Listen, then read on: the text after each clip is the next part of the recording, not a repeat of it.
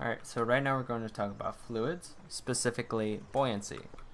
So when an object sinks in the water, that means it has a density that is greater than the density of water. Likewise, if it floats in the water, that means it has a density that is less than the density of water, that is. So in this case, we have two objects with different masses. One's metal and one is wood.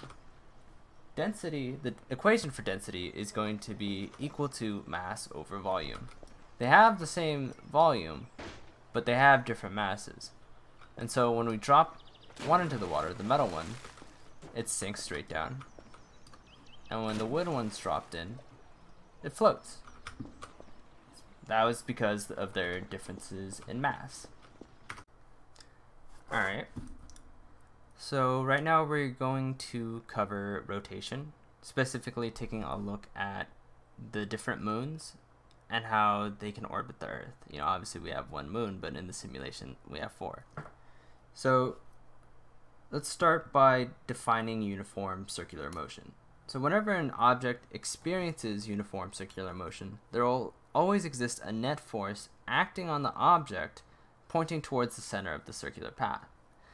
Basically, so this moon has a mass, it's going to orbit with a certain velocity with a certain radius, but there's this net force that's going to have it pulled towards the Earth, which is going to make it orbit.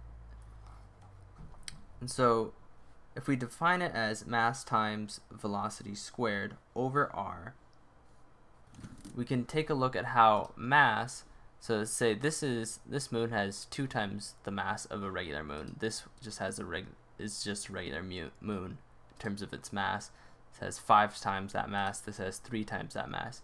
They're gonna follow a different orbit because they're gonna have a different summational force pulling these different moons towards the Earth. And so we can run this simulation right now. In fact, these might actually collide due to, yeah, they did collide. They collided due to the nature of their mass. And that affects the radius that they travel in when orbiting the Earth. And you know, that can be defined as uniform circular motion.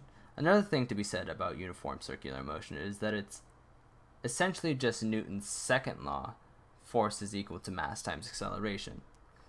In this, it's mass times velocity squared over r. And the thing about that is that centripetal acceleration can be defined as a sub c is equal to v squared over r. So mass times acceleration, well, centripetal acceleration is v squared over r. And these calculations come into play when we change up the masses, we change up their velocities, basically affecting the radius of how much they orbit the Earth.